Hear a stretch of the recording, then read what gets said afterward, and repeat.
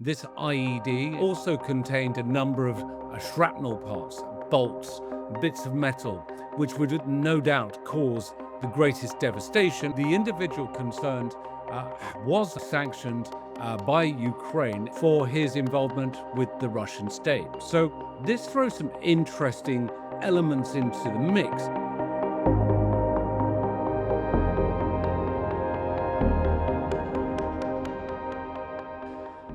What is really most remarkable about this attack is the fact that Monaco is regarded as probably one of the safest havens for ultra high net worth and high net worth individuals from across the world, albeit the fact that it does have a very high prominence, not only with the Formula One, but it's certainly within the realms of social media. And there is often a lot of footage captured by visitors to the Principality that show the opulence and the wealth that is presented within it. And one of the things that Monaco has taken great pride in is the safety and security of not only its residents, but the visitors to the Principality.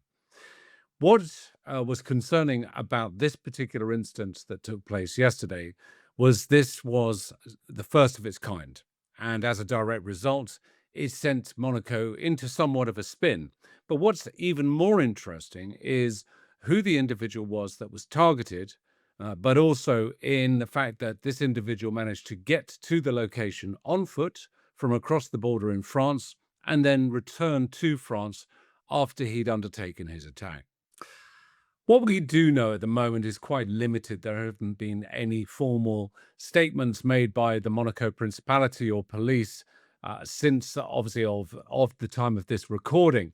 And again, over the next 24 hours, I would be skeptical as to what information may or may not be released. But what we do know is that there were 3 casualties to a device which was planted at the reception area of this private building and a residential building that was occupied by a prominent Ukrainian ultra high net worth billionaire who had left Ukraine around the same time as the conflict started about 3 years ago.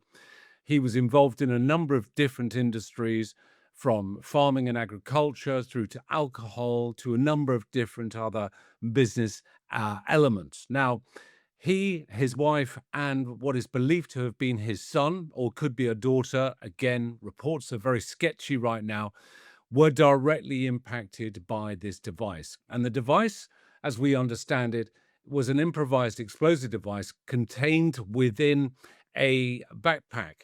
And this backpack was delivered by a single individual. And there is one very loose photograph, very blurry photograph of the potential perpetrator or the alleged perpetrator of delivering this particular package. Now, what has been uncovered so far is that this IED, improvised explosive device, also contained a number of shrapnel parts, bolts, bits of metal, which would no doubt cause the greatest devastation and the furthest reaching devastation it could on explosion or detonation. Now, the individual concerned was actually sanctioned by Ukraine in 2003 for his involvement with the Russian state. So this throws some interesting elements into the mix, because one might believe that it was Russian intelligence or GRU, for example, who might have been involved in this particular attack, or it could have been Ukrainian Special Forces or covert operations. So at the moment, it's very, very unclear as to who might have been behind it, and by direct result, what the motive might be. What we do know about this device is that it is more conventionally or commonly used in terrorist attacks, but something that the Principality and the head of the interior has made a very clear statement on is it is being ruled out as a terrorist related attack. However, when challenged as to whether this could have been a directed assassination attempt, then they didn't rule that out. And they said that could always be a possibility, which again narrows the field somewhat as to who may have been involved in this operation. But one thing that could be said about Monaco is it has it has CCTV in abundance across the entire city. However, we are some hours later and we still only have one blurry photograph of the potential perpetrator. So, no doubt the law enforcement agencies in Monaco will be scouring through all CCTV that they can find available, whether that be those that were installed by the principality and by the government, or whether that be people's personal CCTV, to try and determine and ascertain a little bit more about the alleged perpetrator. And by gathering this kind of information, which could be by the route that he actually entered into the country or the route that he escaped by, what his actions were leading up to the placing of this device, could be quite indicative as to the tradecraft or skill set behind the individual involved, whether it was someone that was working on their own personal motivation or had been commissioned either by government or in a financial sense by a particular group to carry out this attack. The routes or the avenues which law enforcement will now need to follow to trying to identify this individual could be based on a number of different factors. The first of which would be CCTV to determine a daisy chain of him moving from one field of camera to the next field of camera to ascertain, obviously, whether the same route into the country was the same egress route that he utilized when he left. In addition to that, there will be cell site interrogation, looking at what devices were active around this time. Now, it was about 9 p.m. in the evening, so it wasn't particularly a quiet or what we would call silent hours. So, and again, because of the capacity of Monaco, everybody is very much pushed together in a relatively small space. The interrogation of cell site data might be actually quite a challenge.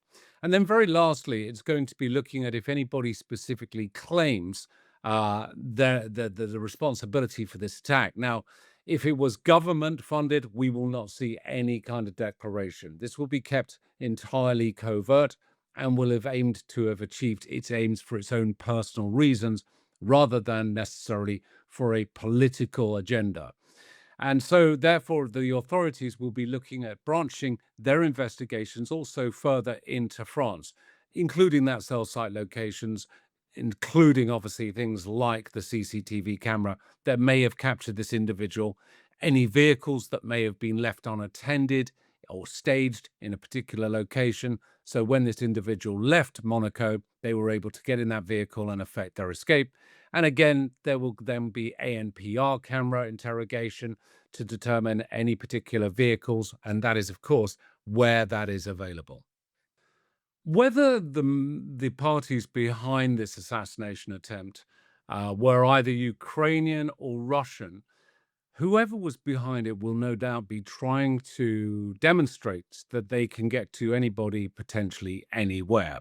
So ultimately, this is going to send shockwaves amongst the ultra high net worth community. And so, what will be interesting will be to see where other Ukrainian or prominent Ukrainian business people who may have sided or supported Russia may be reacting. And again, this will be a pebble in a pond situation to see what reverberations will happen as a result of this. Will there be other prominent Ukrainians or Russians in Monaco now leaving, moving to a location, for example, like the United Arab Emirates, where they can often feel much safer? And there is a large conflagration of Ukrainians and Russians in the UAE right now.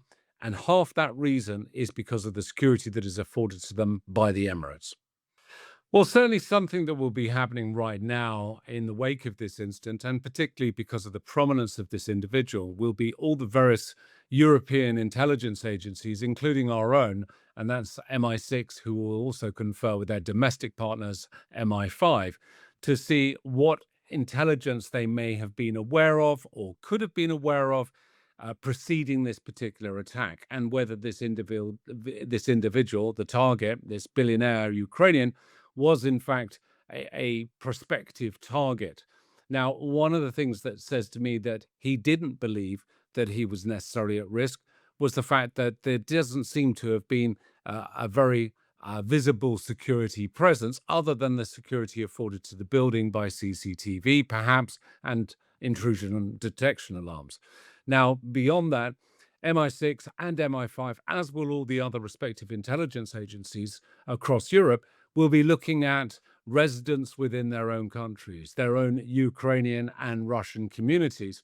And we know that Russia has targeted enemies of Putin, shall we call them, in London historically. So there is some history, obviously, of their reach being quite far. But likewise, again, because we cannot discount whether Ukraine was behind this particular attack, whether the same would apply there in terms of the Ukrainian forces or covert agencies looking to target those that they believe to be enemies of the Ukraine that might be residing in London.